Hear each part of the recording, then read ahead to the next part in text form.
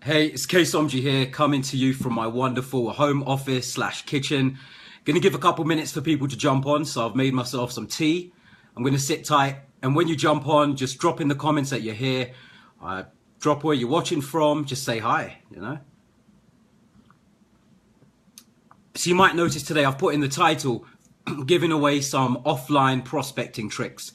Now, most of you know me, excuse me, I'm primarily an online marketer. I do most of my marketing online. But I'll do some stuff offline from time to time. One, to keep things interesting. Two, to help my team, because not everybody likes to do everything online. And number three, because I'm a hustler. What's up, Paula, Cassandra, Ian, Lisa? What's going on? What's going on? So I'm going to share these offline tricks, and these can be used really in any business. Primarily, most of you are going to be network marketers on here, but you can use these in any kind of business that you want. So I want to know who does, hey Aisha, I want to know who does online marketing mostly and who does mostly offline. Drop it in the comments, just so I know kind of what people are dealing with, so I can tailor this to you right now.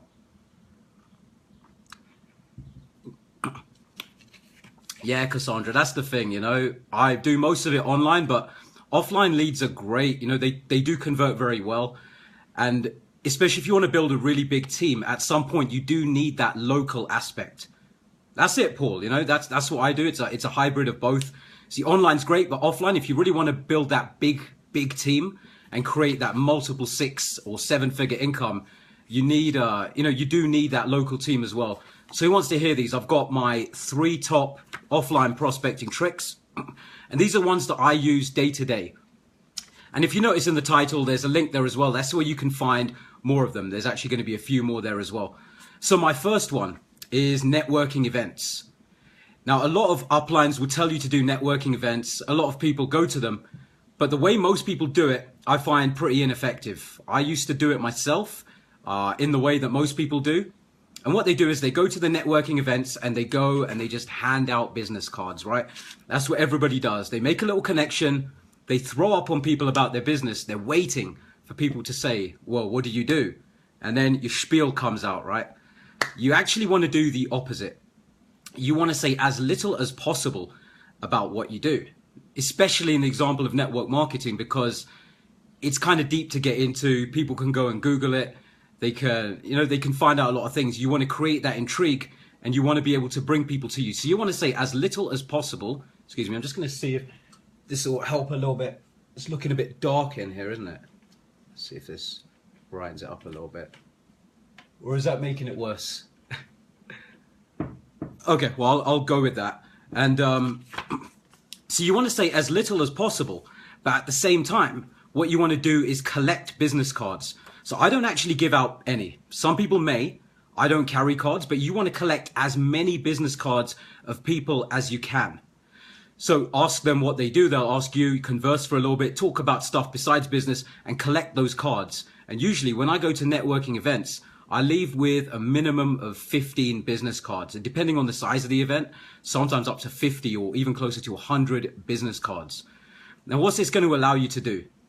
Most people, when they collect these business cards, they just go in the back of a drawer somewhere, they get thrown away, and they never get used. And the problem with this is, they're just sitting there. It's just like a waste. Hey Christian, what's going on, brother? They just sit there. It's like a waste. But when you do this the correct way, what you're going to do is you're going to reach out to all of these people.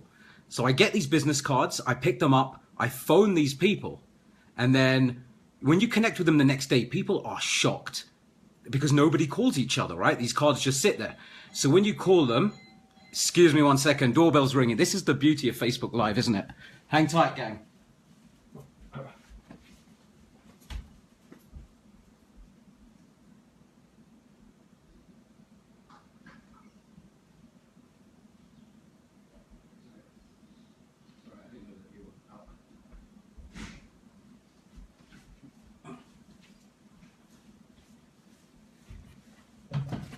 Okay, I'm back. It was just the doorbell quickly. Hopefully didn't lose any of you. But when you call these people back, they're going to be very shocked, like I said, because people don't call each other from these business cards. Yeah, it was my sister. So when you do call them, You're going to call them and you know, depending on what they are. So some people in these networking events, they're going to be network marketers. I'll cover that in a minute. But the majority are just generally people doing some kind of business. And when they're at a networking event to do business, yeah, that's it, Christian. But you know, when they're at an event to do business, what are they looking for? They're looking for more business. They're looking for more money. So these people are going to be your ideal prospects. So it doesn't really matter, you know, whether they are or not at this point. What you're going to do is you're going to take the card, you're going to give them a quick call, and you're going to say, hey, we met yesterday at so-and-so, bring up a commonality. And, you know, it's going to be a little bit awkward. So you even say it. I say, you know, just throwing it out there. I'm not sure if you're open to it, but, you know, are you open to looking at a side income opportunity that wouldn't interfere with what you're currently doing? Are you open to it? Use the word open, not interested or not do you want to see. Always use the word open. And I say just throwing it out there because, you know, it is a bit strange. So it's a very unnatural act, but you're doing it. You're a hustler, right? So I bring up that and I do that. Now, a lot of people are going to give you no's, but when you go to these events and you're getting 15, 20, 25 cards, you will also get a lot of yeses. Number one, by the numbers, but number two, because you've built the intrigue. You haven't told them yet. All you've told them is it's a side income opportunity that doesn't interfere with what they're currently doing. And do they keep their options open? Everybody wants to be open, right? Nobody wants to be closed. So when you say it that way, you will get quite a lot of yeses. And these are people that you can expose to your opportunity. Now, at these networking events, you're also going to run into network marketers.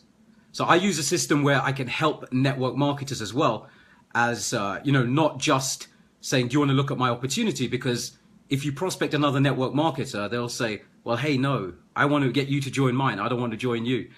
So in this case, you help these people. So somebody without a network marketing business, you help them to see how they can start one. And people with a network marketing business, you can help them, you know, generate more leads, give them more training, teach them different skills and tactics. And if you're interested in learning how you can offer these things, drop in the comments and I can get back to you later, or shoot me a private message and we'll touch base later. So how did you like that first tip? I've got two more juicy ones here for you, and then I'll have that other resource for you as well. So that was my first one with the networking meetings. Second one is a card grab. So what I do is I go to places in my area where there's cork boards up, you know, where people stick up signs. They're doing things like maybe babysitting, dog walking.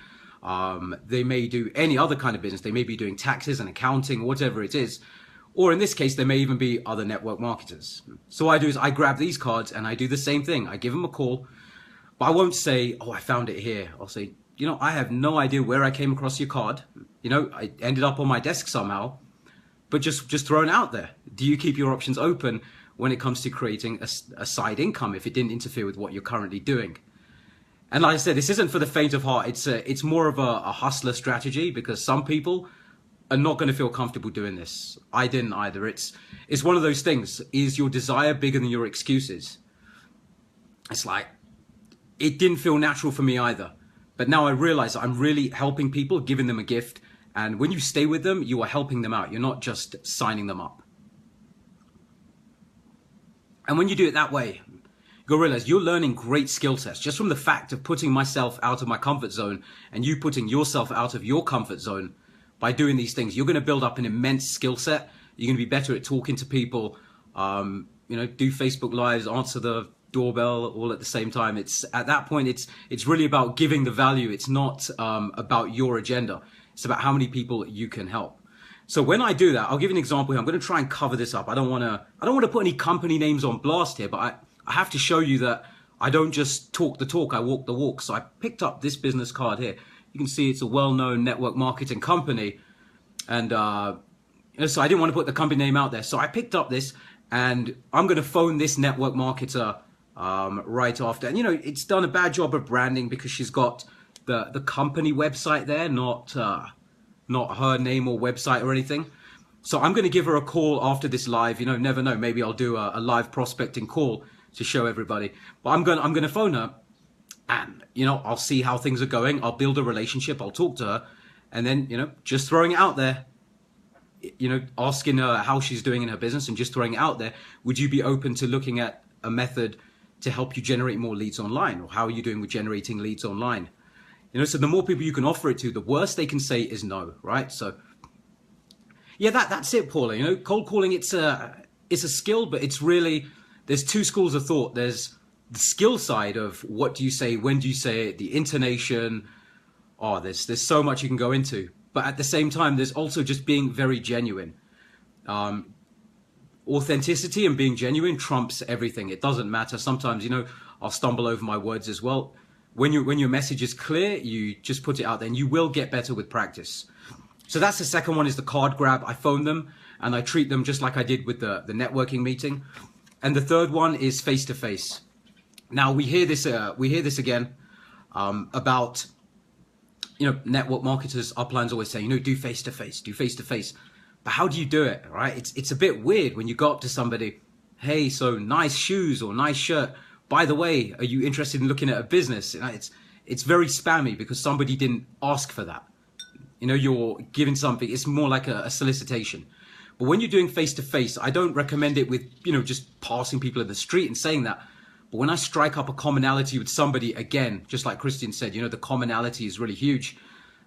For example, a waiter or waitress at a restaurant, I was out the other night and, you know, somebody was at another table and knew one of my friends, and we just kind of got chatting. And in that sense, when it comes to that, once I've built up a little bit of commonality, I'll ask them, you know, by the way, just wondering, are you open to a side income opportunity if it didn't interfere with what you're currently doing? And when you say that enough, it gets ingrained in your head. But at the same time as well, when you're saying that, you want to figure out the need. So I don't just say that to somebody. I'll, you know, get talking to them. I'll find out what they do. What do they want out of life? What are their goals? You know, are they happy in what they're doing? Are they even looking for a business opportunity? What would they do if money was no option? You know, ask these kind of questions, build up the relationship. And this can be from anybody to, you know, I prospected my hairdresser. Like I said, the other day I was out at a restaurant and we got talking, and I said to the waiter who was serving us, you know, who's really sharp. And I said, look, man, you know, you're a really sharp guy. How long have you been a waiter for? Because, you know, you get really good, you're doing really good customer service. And he told me he's being a waiter to put himself through university, and then he's going to then branch out and try and start his own business. So since I knew his end goal was kind of what I'm looking for, I said to him afterwards, and I was going to actually include this in a different video, but I'll kind of give it to you here. It ties in. When prospecting waiters, you don't just want to say to them, hey, you looking for a side income opportunity, because people might be watching. So you got a little bit sneaky, right? You want to look out, make sure a manager's not watching them. Plus it becomes more like a secret. It's just you and them. And then I say, you know, I said to this gentleman, you know, look, I don't normally do this, but you seem like a very sharp guy. And, you know, my team is expanding in the area and we may be looking for some people like you. If you keep your options open, let me know. Just jot down your number and I promise I'll give you a call. You hear that? Promise.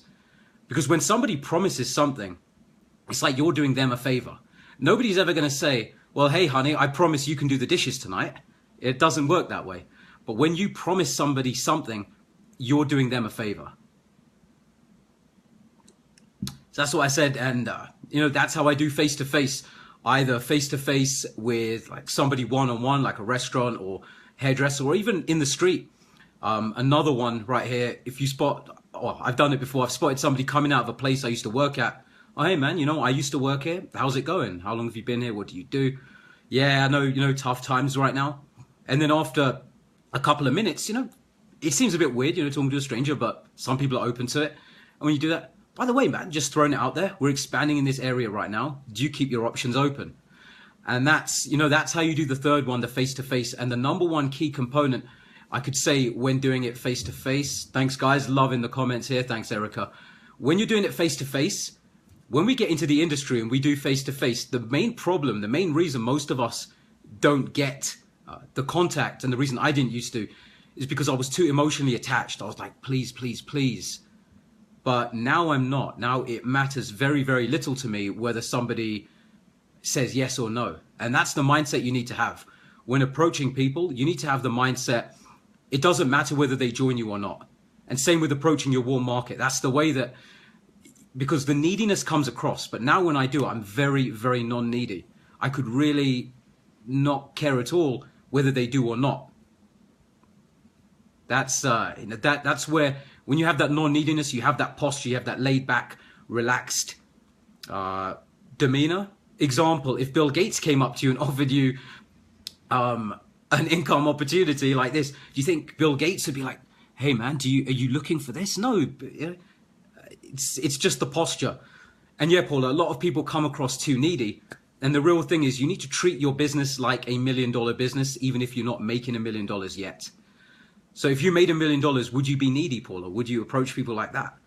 You know, I guess you wouldn't, and nor would anybody else on here. So that's my third tip. So I'm going to give you a little resource right now where you can go to get some more of these tips. There's going to be another 7 of them. Hopefully this card shows up the right way around because I'm Facebook Live. I don't know if it mirrors. But here's this, and if someone can drop it in the comments for me, I'd really appreciate it. Don't know if you can see it or if it's showing the wrong way around for me. ksomji.com/prospecting-tricks. And if someone can drop that in the comments for me, I'd really appreciate that as well, so anyone can click from there. It's also in the title of this video. And you're going to get 7 more fantastic prospecting tricks, mostly all offline. So to go through them again, just to recap for anybody who joined late, it's reversed. I should have known. I'm going to have to... I'm going to have to get good at backwards handwriting, but it's ksomji.com/prospecting tricks. And so to recap for anyone who joined late, first one, networking events, meet as many people as you can. It's not about giving out your business card. It's about collecting business cards. You call them the next day. And then you say, are you open to a side income opportunity? Just throwing it out there.